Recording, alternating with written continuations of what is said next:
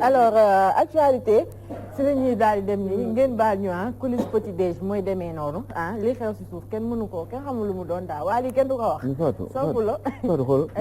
Fatou bon c'est vrai que ça fait du bien quand même parce qu'on rigole un peu. Honnêtement des fois damay yeewu bon ou je suis pas bien parce que je suis mal réveillé ou alors parce que je suis un petit peu énervé parce que j'entends.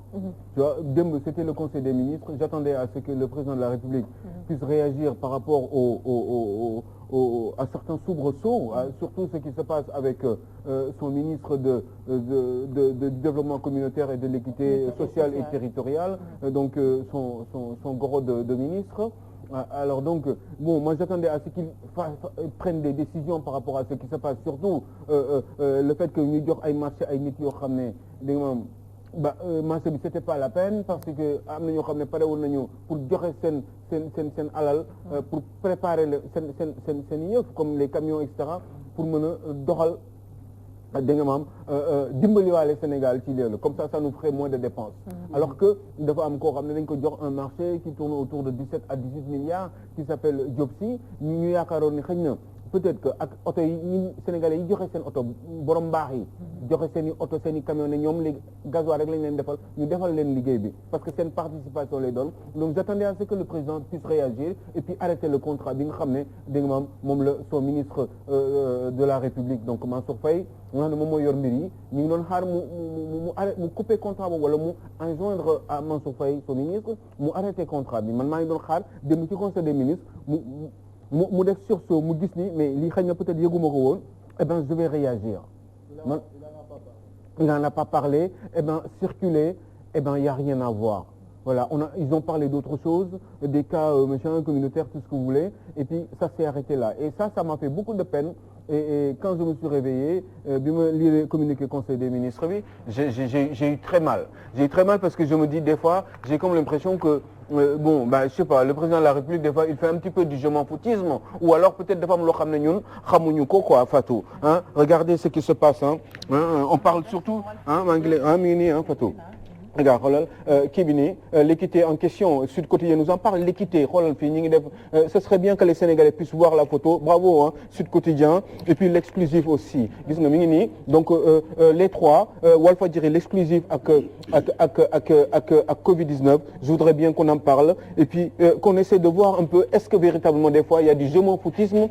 parce que président bi il part du principe que c'est lui qui est élu et il a le droit de faire ce qu'il veut même loo xam ne je sais pas est-ce que Mansour Faye est un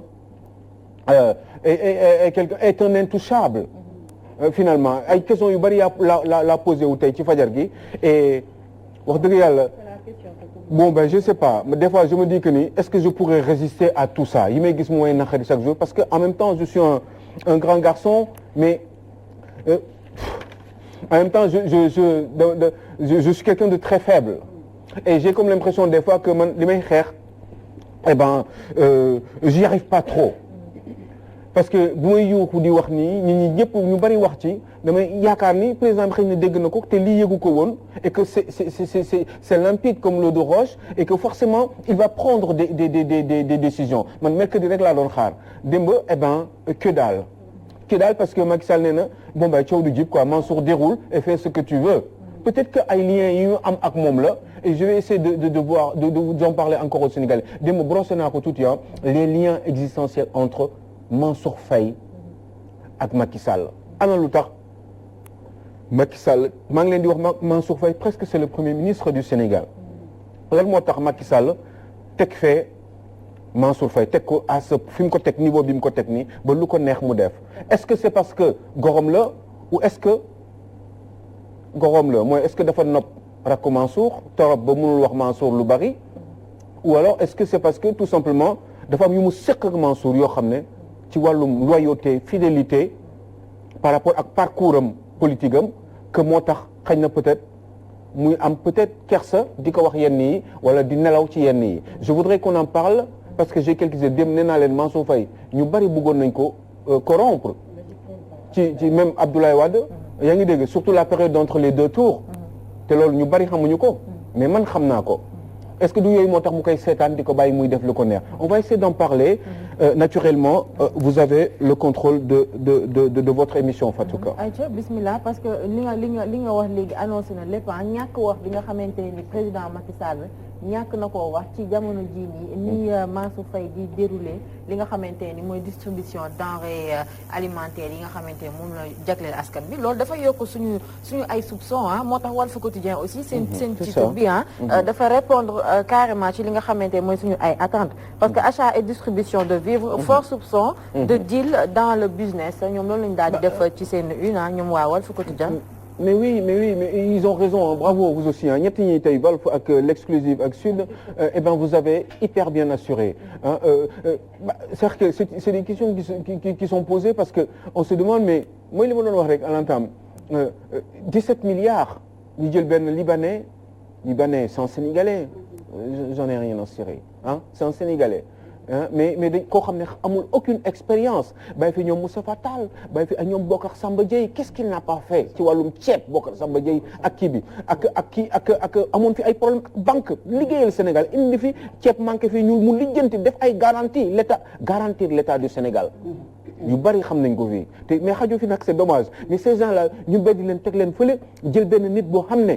musul liggéey ci wàllum ceeb mais vendeur de sandwich puisque c'est le patron il faut le dire de Planète Kebab ki moom restaurant Planète Kebab bi nekk fële kooku moo def loolu moom lañ jël 17 milliards de marché ñu jox ko ñu dellu si koo xam ne moom ay camion poubelle lay am poubelle il y a des contrats avec les municipalités qui s'appelle Diop Sy de surcroît député entreprise boo xam ne boo demee adresse entreprise bi Planète Kebab nga fay mais Planète Kebab nga fay fekk est-ce que yaa ngi dégg xam nga mais yooyu mais voilà xam nga yooyu boo ko xoolee da nga naan mais bon je sais pas je vais peut-être bon c'est vrai que Guèye là mais des fois je suis fatigué xam nga lu tax parce que c'est quand même 17 milliards. 17 milliards xoolal Diop Sy transport bi. lañ ko jox quoi alors am na ñoo xam dañuy ñëw ñu ne mais monsieur le président ñun amuñu xaalis bu ñu leen jox amuñu yenn millions yi ñu mën leen jox pour jàppale leen mais am nañ ay biens yoo xam ne si la ñuy liggéeyee. suñuy yëpp moom la ñuy suturloo mais comme situation pandémique bi demee na ni ak Covid 19 bi dañu xalaat ni am nañu une centaine même de camions mais au moins 50 camions yoo xam ne mën leen ko jox pour faire le tour du Sénégal vous allez vous organiser jox ñu carburant ñun ñu distribuer leen vivres yi fi ngeen ko bëggee avec votre propre organisation vous avez juste à nous dicter béréb yi ñuy dem. waaye ngeen ne yéen doo leen ko def ngeen ne vous avez pas voulu les rencontrer surtout au dernier moment parce que secrétaire du ministre Mansour Faye bi mu daje ak ñoom pour la forme pour le décor et puis après ñoom ñu continuer di dérouler leen ni ñuy dérouler Diop Sy mais Diop Sy ne peut pas gérer ça il n'a pas le droit de faire ça mais surtout que sax benn daf ko mënul mais ñaar mais xaalis boobu am na mënoon nañ ko jël am feneen fi ñu ko dugal mais oui mais est-ce que war na ko ne ba pare Diop Sy n'a pas le droit en tant que député d'avoir un marché de ce genre. saw pour la xam naa dinañ ci gën a développer. ci c'est pas possible ak Pathé Mengue parce que moom tey loolu lay waxee. j'espère qu'il va venir ce monsieur il faut venir parce que on a besoin de ça. bilaay on a besoin d'en parler. mais damay ñàkk doole na fa. bilaay kaaw ki nga xamante mooy Rayane mooy suñu naar bi comme ni ñu koy waxee démb maa ngi gis bon du sama ay kàddu ci ay information laa ko gis démb ci dama fàtte sax ban site la mais ñu ngi wax que ni moom c'est normal ñu jox ko li nga xamante mooy marché bi parce que c'est l'ami du fils du président moo tax ñu jël ko dénk ko li nga xamante mooy marché bi. oui mais mooy li ma expliqué loolu du ma bekk mais quelqu'un comme Diop Sy kii dans le transport mais transport dafa am ay spécificité xam nga bii du transport de marchandise Diop Sy day doon ay transport de ay poubelles ak yi demee noonu d'ordre ménagère d'ordre ménagère donc du benn xam nga man vraiment man su ko et puis sax le transport bi pour lan mais am na ñoo xam ne nee nañu joxe nañu seen camion seen i bagage pour ñoom defal leen carburant rek di dem yéen ngeen ne loolu nangu leen ko mais xam nga c'est tellement flagrant. suñu xarit bi nag. waaw c'est oui mais moom weddi na xam nga y a aucune preuve aussi moo tax en général. xam nga bii dafa leer bu Diop Sy bi dafa leer bu Rayane bi dafa leer. xam nga mais Youssou Ndour nee nañ ay produits hydroalcooliques marché bi la gagné bon bah apparemment il l'a mais honnêtement bon c'est vrai que bon même j'y ai pas cru tout de suite quand j'en ai entendu parler xam nga lu tax kii ma ko parce que Youssou Ndour il penserait plutôt à une compagnie aérienne privée. xam nga moom foofu lay sóoraale li muy dóor nii yëpp c'est vrai vrai qu'il est gentil, tout ce que vous voulez, il a travaillé pour le pays, mais c'est un homme d'affaires aussi. Il pense gagner encore davantage d'argent et puis profiter ci turam pour am yu bari. Youssou Ndour ay compagnie aérienne lay xalaatul ay produits ay produits yooyu marché yi yooyu noonu yooyu Youssou Ndour intéressé wu ko. Youssou Ndour quand même il faut oser le dire il a mis beaucoup d'argent dans la campagne électorale du président Macky Sall ay millions la ci def. Oui Youssou je le sais vous ne l'avez pas dit j'étais pas là mais je le sais quand même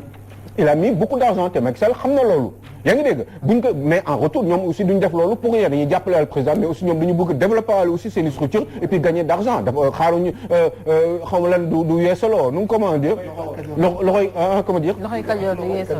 kajoor du weesaloo donc forcément yooyu dafa am ñu ci sóoraale mais il a dépensé beaucoup plus d'argent que ay marché yu ndaw yi nga xam ne moom mooy d'ailleurs ça lui a valu quelques difficultés même au niveau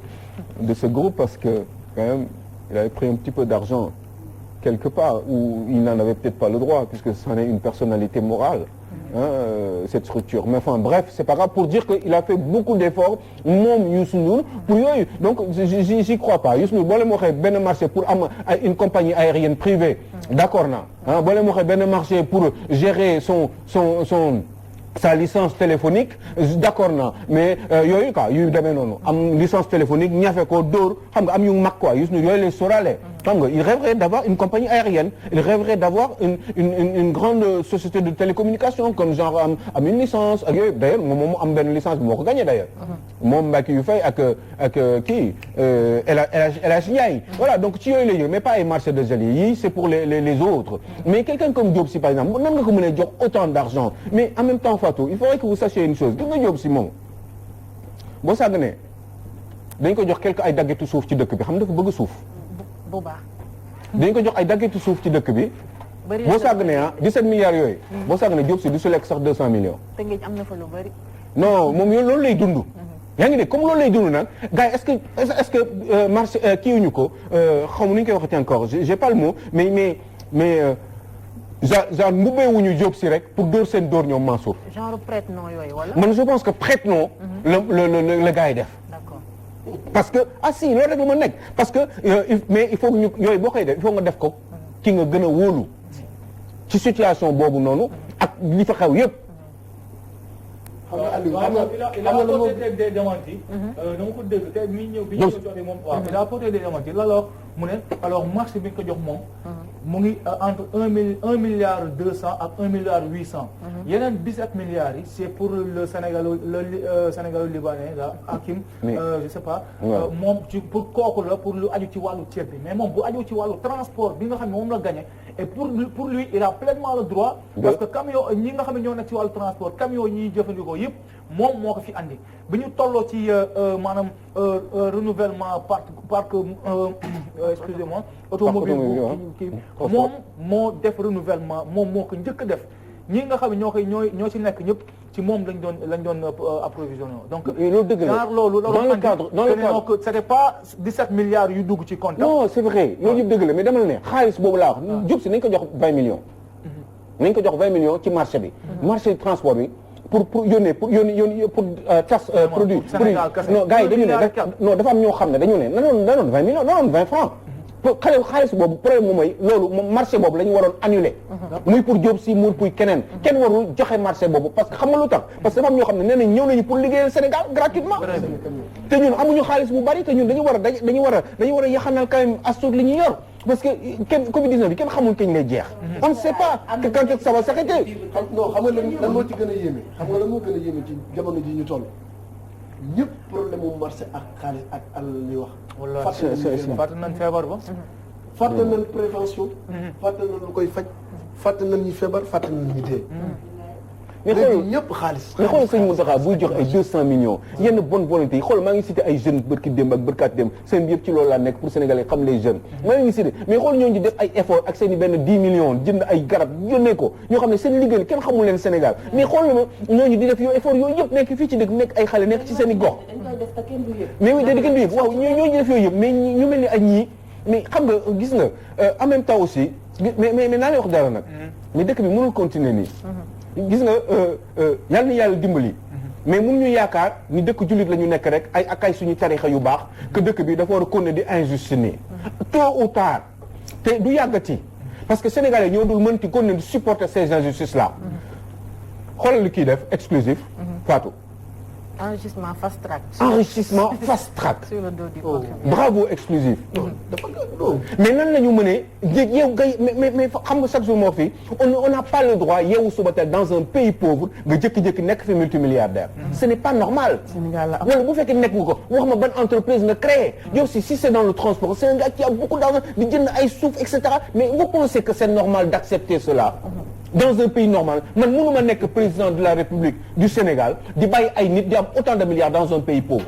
pays boo xam ne à peine ñun dañuy am problème pour suñu 4000 milliards de budget pour dajale ko chaque année bu ñu dajalee du ñu am sax 2500 milliards ci ay impôts dañuy obligé lebaat donc ce qui fait que dañuy yokk toujours suñu bor yi mais bor yooyu ñuy jënd li ko yëpp pour compléter suñu budget bi xaalis boobu une partie du budget dañ koy jël di ko jox ay hommes d'affaires te hommes d'affaires yooyu en retour mais lan la ñuy defal Sénégal dara est-ce que vous avez vu des mais est-ce que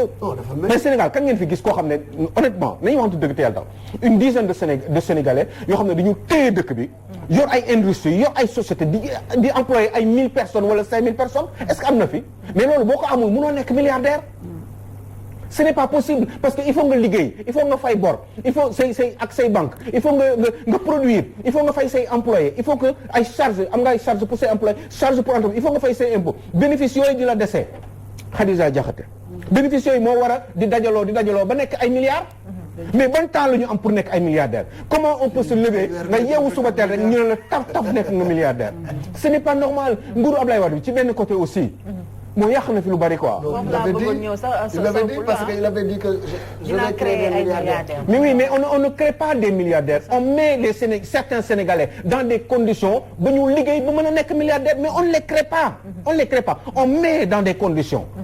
da nga leen di mettre ci ay conditions jox leen ay opportunités privilégier leen mooy nationaux yi may wax le sens du patriotisme ba nga xam ne ñoom ñëpp di képp ku ci taxee tuuti am ay kattan am mën am xam-xam di am la capacité di inventer di teg ay affaires di Sénégalais di ko jëriñoo yow en retour après nga am ci ay bénéfices yooyu mooy ay millions après ay milliards. d'accord naa mais au moins ñu teg seen bët mais regardez les gens qui ont beaucoup d'argent dans ce pays là est-ce que vous imaginez mais c'est quand même curieux xam nga Sénégal ñëpp waroon nañu dund normal tranquille. mais xool leen ci ay VDN bi. oui mais moo baaxul mais xool leen ay VDN bi les grandes avenues et cetera regardez ces gros bâtiments là mais xool leen mais ñan ñoo ko moom. ñoom mais ñooñu bu ñu doon fay ay impôts mën nañu nekk plus tard ay milliardaires mais waruñu nekk milliardaires léegi parce que xam nga lu tax parce que yooyu ñu créé noonu am na ay impôts yu ñu ci war a fay.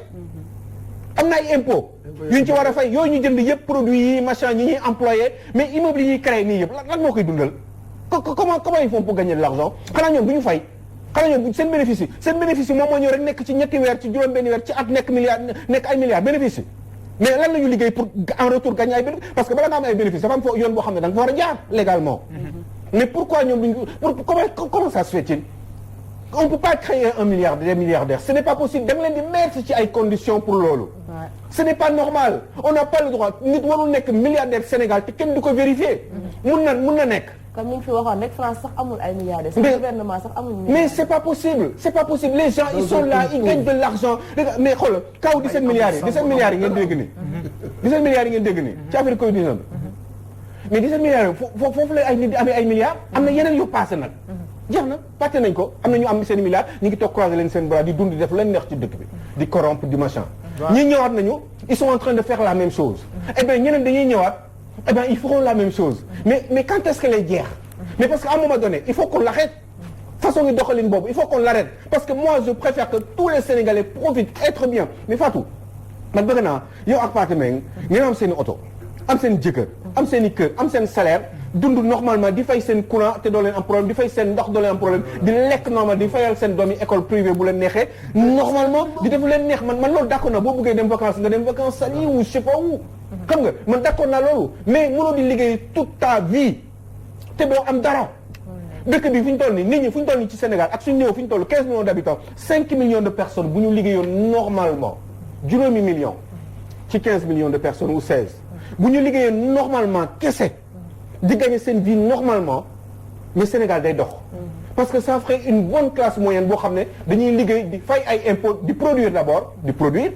ba pare di fay ay impôts mais quand on produit on développe un pays quand on paye des impôts on gère une certaine solidarité. mais pourquoi on ne le fait pas. pourquoi yooyu duñ ko contrôler. déjà li ci gën a doy waar sànq yaa ngi wax ne que alors ñi nga xam ne ñoo jot a yor ba pare ñoom ñoo soutirer waat xaalis. dama lay xaw ma je sais pas peut-être que yëg nga ko dafa am sama yenn ci ay xarit yoo xam ay kii lañ ay policiers lañ. ñu ma wax ne que weer bii passé nii dañ leen dagg seen salaire 30 000 francs. oui bëri na ci dëkk bi de ñoo xam ne weer bii passé dañ leen. xam nga te c'est des fonctionnaires. ñuy liggéey. xoolal au minimum ils font 8 heures voire 10 heures de temps. te ñi nga xam ne ñoom lañu gis ñuy gérer xaalis bii nii. te fi balaa ma doon daane doy lan moo gën a incohérent ci wax ji mooy bi ñuy wax waxu transport ak boobu ak léegi man gisuma benn moment bu ñu inclure alors ministère bi yor wàllu transport. boo xam ne au moins. en fait moom dina taxaw jël. non il doit se la fermer di nga ci ñëw sax xam naa. mais il doit se la fermer parce qu'il a un patron xam nga moi je pense que ni. je crois que ñu choisir rek mooy. mais je crois que le pays gis nga Fatou. il faut ñu organiser ko. gis nga bu ñu ko deful dañuy da ngeen sonal seen bopp wala. injustice sociale boobu. sa fula bi laay bëgguma sax sa xol di tàng daal ñi booy continuer di wax si ñoom sa xol bi day gën a tàng te damaa bëgg ngay kontaan. yaa jëfal naa la bu baax a baax.